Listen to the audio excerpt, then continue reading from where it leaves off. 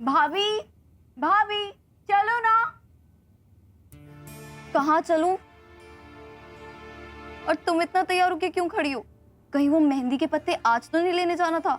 अभी जाना है भाभी, पत्तों को चुनकर निकालना भी तो है। और देखो ना, बाहर अंधेरा हो गया ना तो मायरी तो जंगल जाने ही नहीं देंगी। अच्छा अच्छा, एक काम करते हैं, मैं ये सारे बर्तन वसुंधरा भाभी को देके आती हूँ। हाँ, तुम यहीं रुको, मैं यूं गई और यूं आई। मेरे सपनों की रानी कब आएगी तू? यहाँ वेस्ट हो रही है जवानी, कब आएगी तू? कब आएगी तू?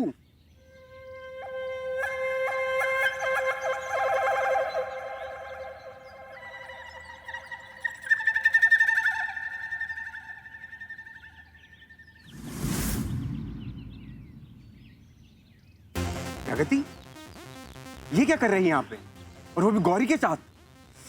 जब जब प्रगति यहाँ पर आती है ना, मेरा और मेरे बाबा का प्लान पूरा फेल कर देती है।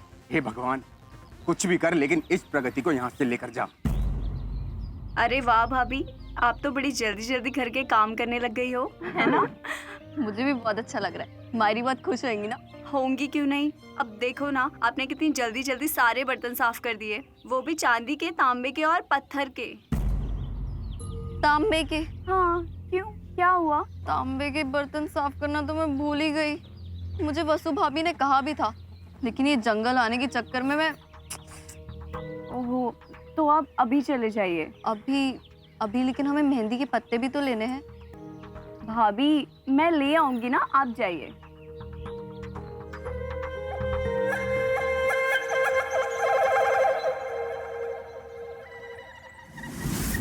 नहीं, लेकिन तुम जंगल में अकेले नहीं। भाभी, आप तो यहाँ अभी अभी आई हो ना, और मैं तो यहाँ बचपन से घूम रही हूँ। आप जाइए, मैं ले आऊंगी। पक्का? हाँ।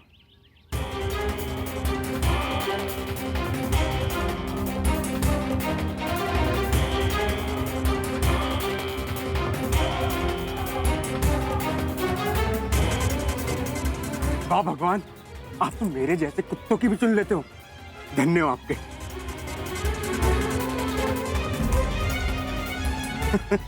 अब आएगा मजा।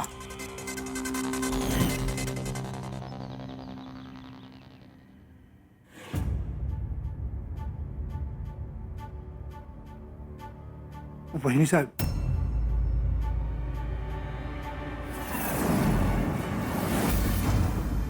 मैं आपसे कुछ बात करना चाहता हूं।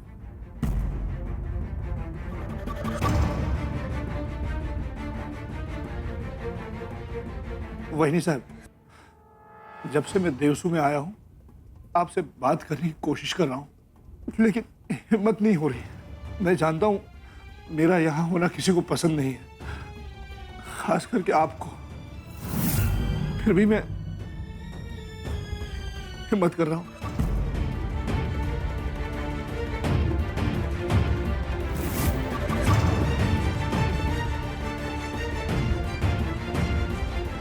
बैठ के बात करो। नहीं वहीनी साहब, मैं आपके सामने बैठने लायक नहीं हूं। भावराव, मैं तुम्हें तुम्हारी लायकी के कारण बैठने नहीं कह रही,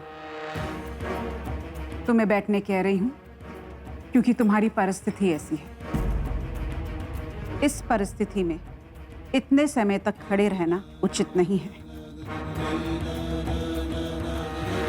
बैठो।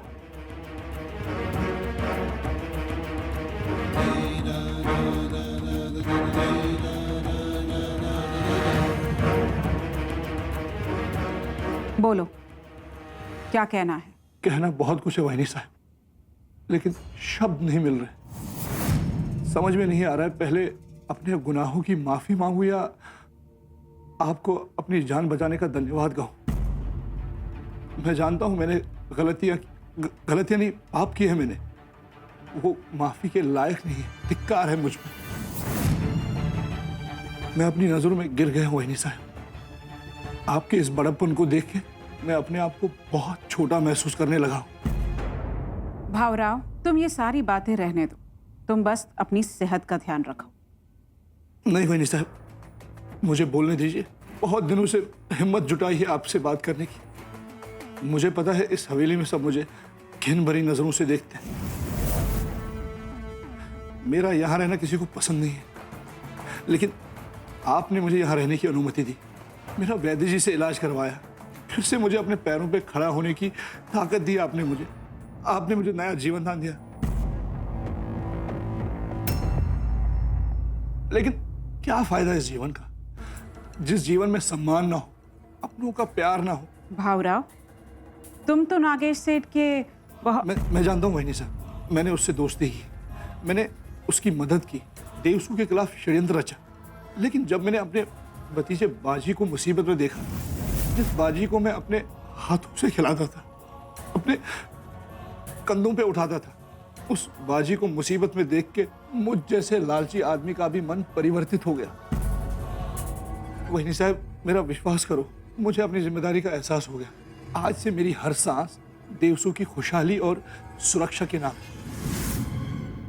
दादा, मेरा विश्वास करो, आज से मेरी हर सांस देवसू की खुशहाली और सुरक्षा के नाम है। वहीनी साहब, समझ में नहीं आ रहा है कैसे आपको विश्वास दिलाऊं अपनी वफादारी का। मुझे देवसू के लोगों की सेवा करनी है। समझ में नहीं आ रहा है कैसे विश्वास दिलाऊं आपको अपनी वफादारी का। देवसू के लोगों की उन्नति ही अब मेरा लक्ष्य है।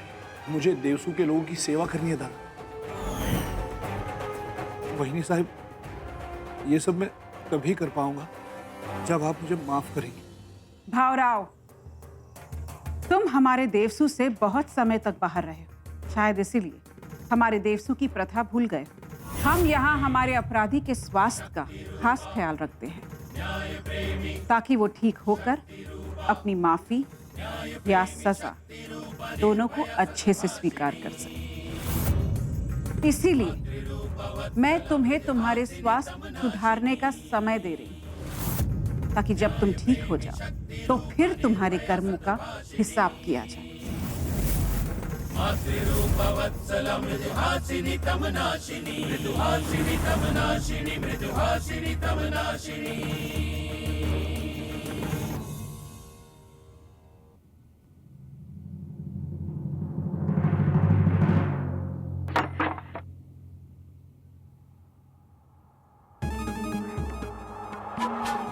अरे बेटा, तुम,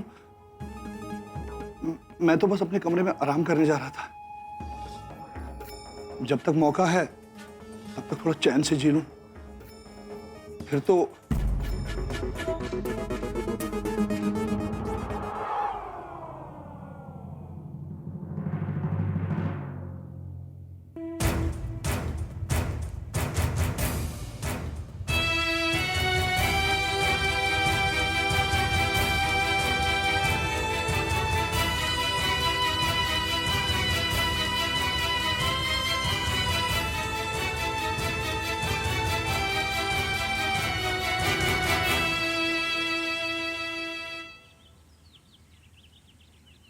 ओहो, कितनी देर हो गई है, मुझे जल्दी जल्दी पत्ते लेकर निकलना होगा।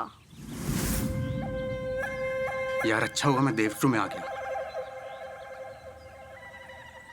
कोई मुझे देख तो नहीं लेगा आज यहाँ पे? अरे हमने तो कहा था, ऐसा नहीं हो सकता।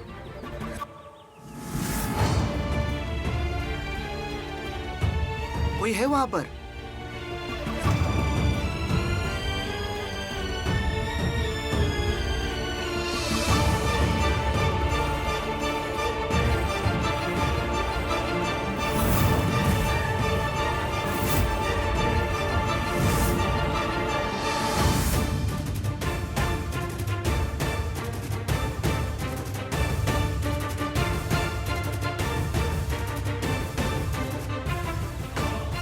इधर तो कोई नहीं है। हाँ हाँ, लग रहा है उधर भी कोई नहीं है। चलो चले। चलो उस तरफ चले।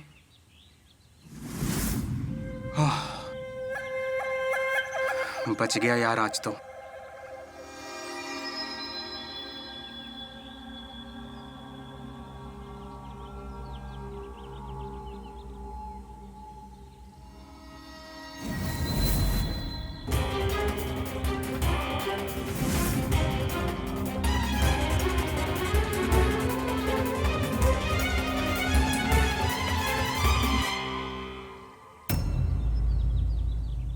प्रगति, सुना ना तूने कैसे अपमान हो रहा है इस हवेली में मेरे भावराव का? देवी काकू, सबको पुरानी बातें भुलाने में थोड़ा वक्त तो लगेगा ही ना। आज मैंने भावराव काका को भी कहा कि सब कुछ ठीक हो जाएगा, लेकिन धीरे धीरे प्रगति, इसी बात का तो डर है मुझे कि सब कुछ धीरे धीरे ठीक होते होते कहीं सेठ जी साहब के सब्र का बांध ना टूट जाए। मुझे बहुत डर लगा रहता है। प्रगति, कुछ कर प्रगति। मैं क्या कर सकती हूँ? एक तू ही उम्मीद है इस दुखियारी देवी की। मैं और भावराव ना जिंदगी भर तेरे आभारी रहेंगे।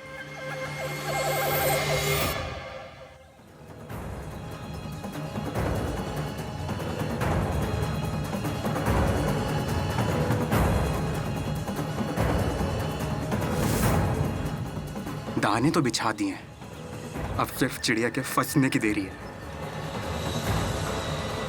आई।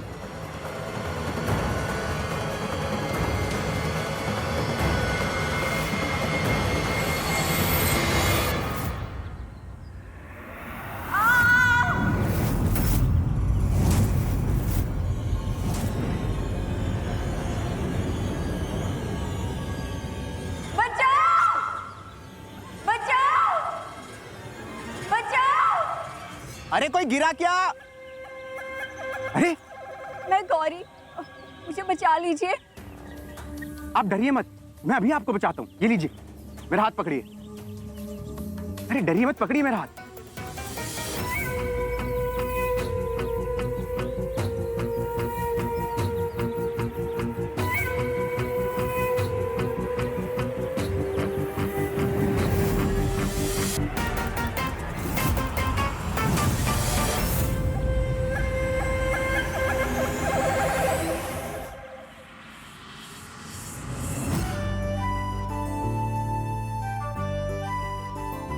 वसुंधरा, पूजा का दिया, जी मायरी। थाल, लोटा,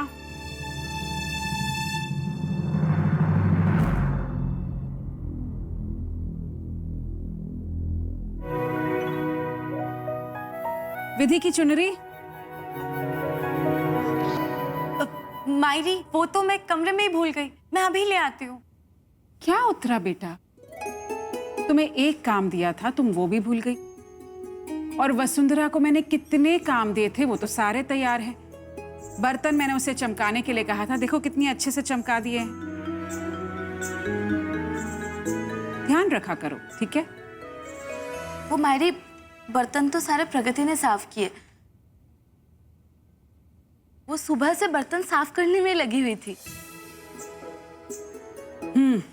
तुम जाओ, जाके चुनरी ले आओ। जी मायरी। सुबह पूजा है, इसीलिए हमें सारी सामग्री तैयार करके रखनी है, कुछ भूल ना जाए। भाभी, मायरी को मेरा काम अच्छा लगा बहुत। वसुंधरा, पंचामृत के लिए दूध उबाल दिया है? जी जी मायरी। प्रगति, जल्दी जाके दूध लेके आ, और सुन, गिराना मत, ध्यान से लेके आना, समझी?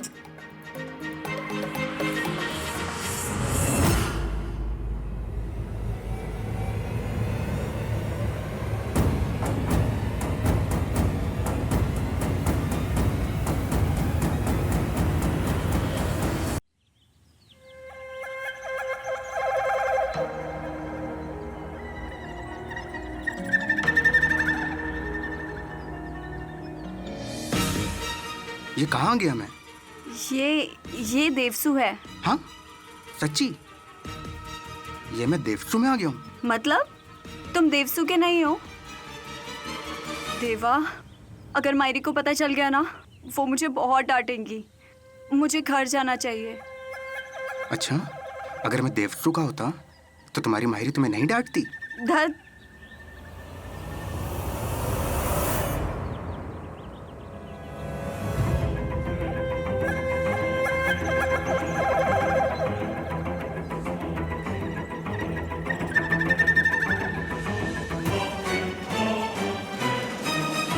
ये क्या कर रहे हो तुम? मुझे घर जाना है। ठीक है, आ,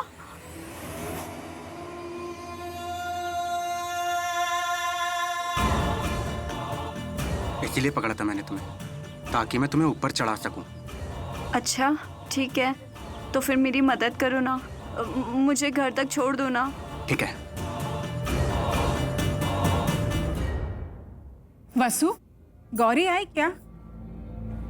वो जंगल गई थी मेहंदी के पत्ते लेने, अभी तक आई है कि नहीं? नहीं मायरी, अभी तक तो नहीं आई। बहुत देर हो गई है, अभी तक तो उसे आ जाना चाहिए था। संभाजी, राघोजी और बाजी कहाँ हैं? जाके देखो। जी मायरी।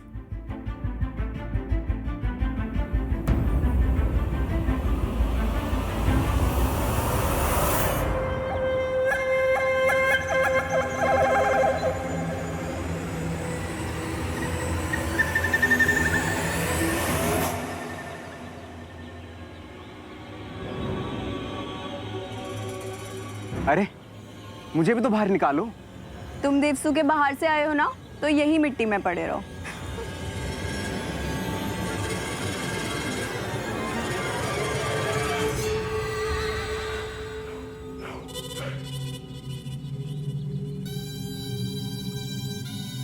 उफ, क्या लड़की पैदा की है सेठ जी ने। माँ हथियार से वार करती और बेटी अपनी अदाओं से। उफ।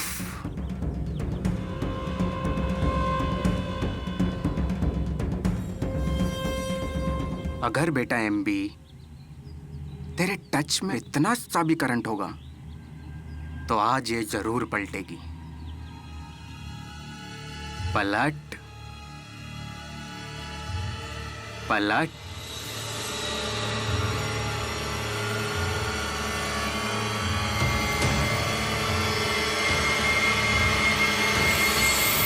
पलट गई।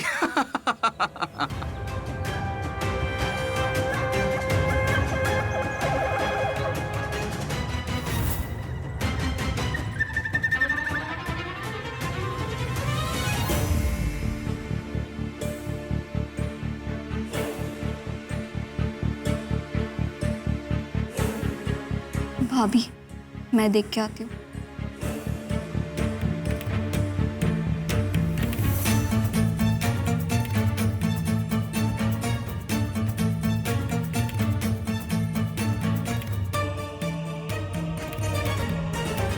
लो, आ गई गौरी। गौरी, तुझे इतनी देर क्यों हो गई जंगल में? इतना खराब मौसम है, तुझे कुछ हो जाता तो? मायरी मैं क्या करती, मैं तो जंगल में थी ना, और हवा भी इतनी तेज चल रही थी, तो मैं ऐसे घर कैसे आती। और मुझे कुछ दिखाई भी नहीं दे रहा था, इसीलिए मैं जंगल में रुक गई पत्ते इकट्ठे करने के लिए। और तेरे कपड़े इतने मैले हो गए हैं, और उन्हें ठीक तो कर ले गौरी।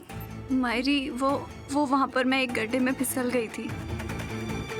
चोट तो नहीं आई ना? नहीं मायरी, देवसू में मुझे क्या हो सकता है, वो तो वहां पर एक गड्ढा था ना, इसीलिए मैं गिर गई थी। मैं कपड़े बदल कर आती हूँ। मौसम कितना भी खराब हो, धूप हो, छांव हो, बारिश हो, अपने कदम हमेशा देख परख के रखना चाहिए। याद रखेगी ना?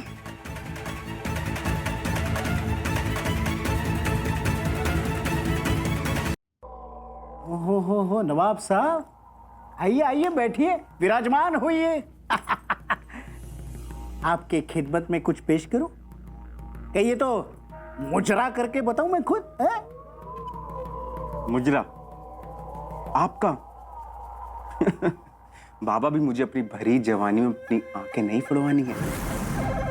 अभी तो बहुत कुछ अच्छे अच्छे नजारे देखने बाकी हैं इन आंखों को।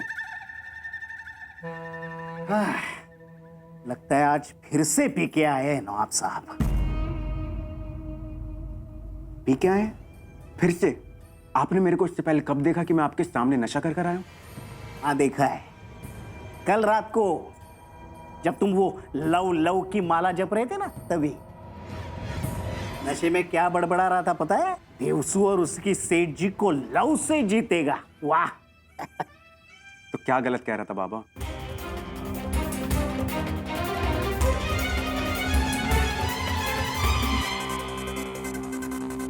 क्या रे, फिर से बाप की फिरकी तो नहीं ले रहा है? हंस रहा है, और वो भी तेरी टिपिकल कुत्तों वाली हंसी। मतलब तू सच में कुछ करके आया है? हाँ? बोल बोल, क्या करके आए, बोल। चोरी कर कर आया हूं मैं। चोरी? नक्शे की? नक्शा? नक्शे की चोरी करूंगा मैं? आपने अपने बेटे का हैंडसम चेहरा देखा है? मैं नक्शा चुराऊंगा? आपका बेटा दिल चुराने की बात कर रहा है। दिल की चोरी? किसकी? वही आपके दुश्मन की एक लौती बेटी की।